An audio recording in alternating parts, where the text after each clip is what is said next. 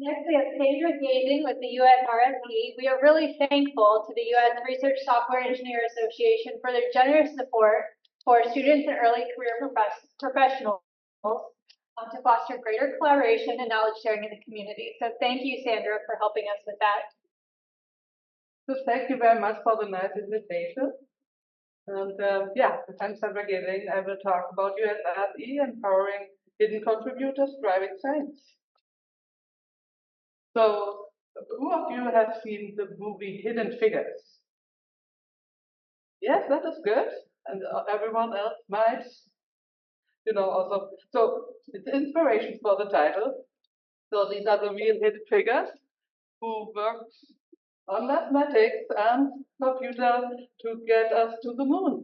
So they were called human computers, and they started, human computers were already late in the 19th and early 20th century at Harvard, and since 1935 at NASA, they really did not get the incentives of the recognition they deserved. And also in research at several, professions who are contributing really to science. And this is from the UK, the Research Excellence Framework.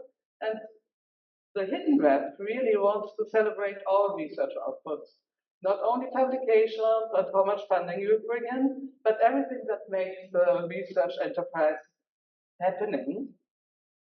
And so they set up, a list of hidden roles that can include clinical trials managers, data stewards and managers, librarian technicians, lived experience contributors, and here we are, research software engineers. And that is what US-RSE is about. And what is a research software engineer? So I have two definitions here.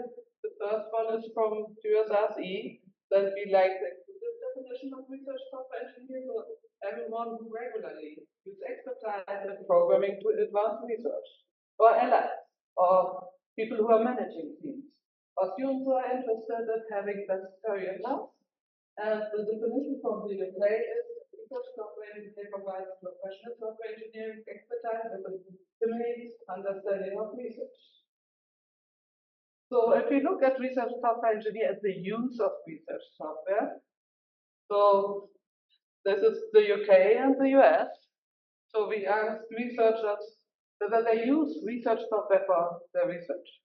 90% in the UK, 95% in the US. And whether they can't do it without research software. And 70% in the UK says they cannot do their research without software, and 63% in the US say they need research software for their research. But if we look at people who are creating research software nowadays, 50% have neither formal nor informal training in software engineering. And there's a lack of career paths in the US. The UK has a step further. And there's a lack of incentives to stay in academia and on national labs and really have the career path there. And that is the movement and the term was born in the UK. It's a grassroots activity. In 2012, there was this workshop, the collaborations workshop, around research software engineers. And late 2013, then the UK-RSE Association formed. And I know research software engineers, have researchers that I'm not an engineer. I belong to this community. Yes, the term is not idle. But how every current term has some, disadvantages, advantages.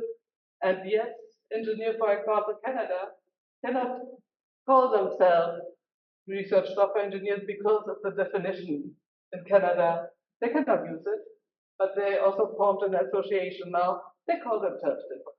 So it's not about the term, it's really about people creating research software. And since 2019, it's the Society of Research Software Engineering. And you see a picture here of one of the UK conferences. And this is a picture from the RSE conference in Germany. So they line everyone up and a drone picture. And we started, so the UK started And this is in 2024. So US-RSE, we will talk more about our history. And then there's a German one, there's a Belgian one, there's a Netherlands one, the Nordic RSE, RSE, Africa, Australia, New Zealand, Asia. So it's really growing. And at the moment, France and Switzerland are looking into this. So US-RSE, the first step was in 2017 to 18. So there was a survey of RSE, 175 responses. And 12 responded that they had the interest to help to build a national community. And the project was the first international RSE leaders meeting. And we built there with 5 people, and you see me somewhere there in the background. And then we built a steering committee with 9 people in 2018, and we started with an US-RSE Select workspace, and it was live. We have done the first steering committee elections and annual general meeting in 2020. And the mission is really to build community, to bring everyone together who is into research, whether, implementing it, whether planning it, whether being an ally, to share knowledge, connections, resources, to advocate for research software engineers, their impacts, and that they really have this critical and valuable role. We provide resources to access information. We did several guides, and we are always working on material. And we are really keen on diversity, equity, and inclusion.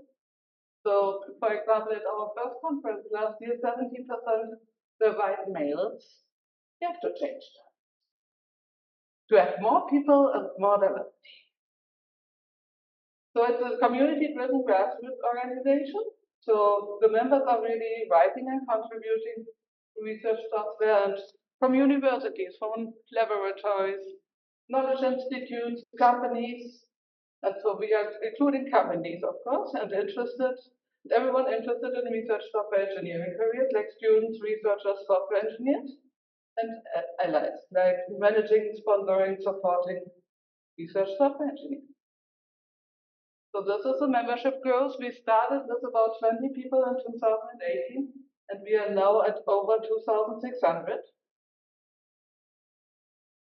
And what are our resources? So we have a website. You can go to US-RSE. We have monthly newsletters.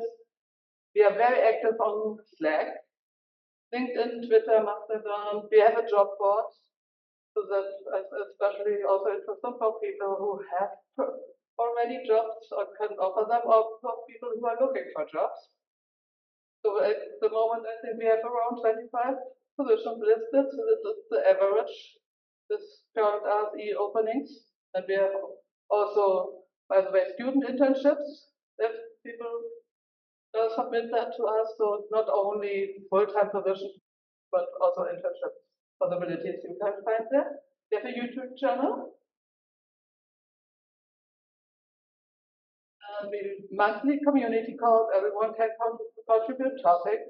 Sometimes it's technical, sometimes around the community. We have an annual conference since last year. So last year was the first time in Chicago. So we were at 250 attendees, and we were sold out. So we had no space for more. So that was 2 weeks before the event. We got sold out. I think that is really great, and we could still fill the waiting list also later. We have a funder speaker series, the DEI speaker series and media club, the education and training speaker series, and we are going to conference panels, boards, workshops. So you have seen the little booth, the little table. We have also at supercomputing. We were this year at PERC 2 weeks ago. And this year there will be the conference in Albuquerque in October, and directly after the weekend with a nice balloon fiesta. So if you are into the balloon fiesta, stay for the US-RSE conference. And especially what makes it really, but it's very active in the community and community driven are the working and affinity groups. So we have an awards working group, a code of conduct and moderation, code review. So people are really helping each other with code review, or recruit, or diversity, equity, and inclusion is one of our longest working groups. So we came up with the speaker series, with the media club. We have the education and training working group with great resources. It has a lot of discussion. We give out funds, so I will go more into detail for this. We have a group management, a mentorship program is just starting off. So if you're interested to be a mentee or a mentor, please reach out. We have an outreach working group with RSE empowerment and national labs. User experience, websites. So we updated our website to the whole framework like 2 years ago. We do it ourselves, a research software engineer. So we can help anyone who's interested to contribute to the website. We have it on GitHub. Happy to have you. And we have regional and affinity groups, so we are looking into this. But we'll start one also here in Chicago. Started some approaches, so if somebody from Chicago is interested, or surrounding area, please reach out. Yeah, affinity groups, we have an RSE group leaders network for experienced leaders to emerging leaders, the neuroscience group, regional groups, as I talked about. So that at the moment are funding more, because it's still nice also to have not everything online. And we have community initiative and travel funds. So some students are here from this funding. So you get this funding. So every 3 months you can apply. And there are two categories. So an individual and community one. And you can get between $100 and $10,000. And the next deadline is September 30. So it's something that is related to RSEs. And you want to give a talk or attend an event, then you can apply for this funding.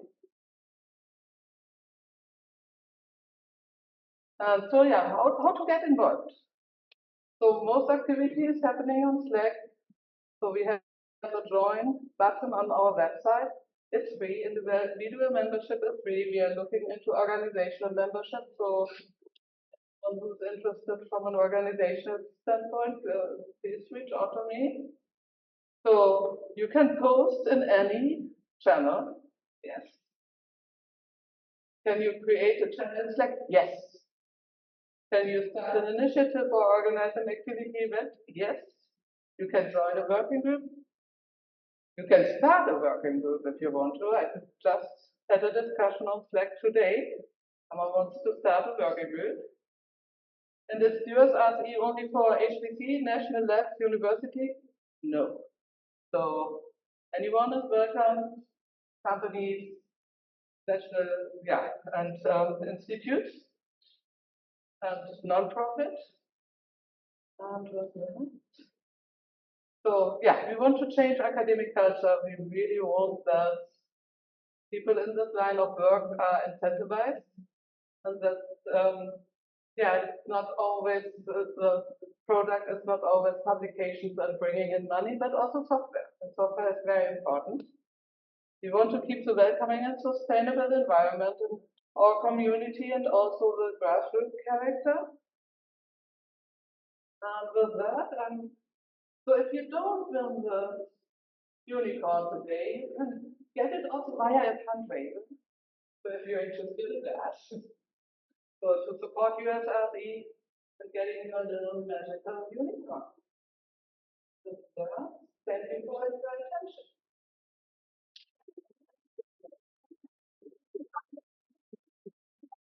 Are there any questions for Sandra? And she has a table with information still in the other room if you want to grab any papers or stickers or. Yeah, exactly. So stickers and information, exactly. And don't forget, yeah, enter her raffle. And again, there is funding that we received, the Hug event received from US-RSE, so that will reimburse the students that are here, their registration and help with travel. So those of you that are here and also remote, look for an email from us and save your receipt. So thank you, you're directly helping people here.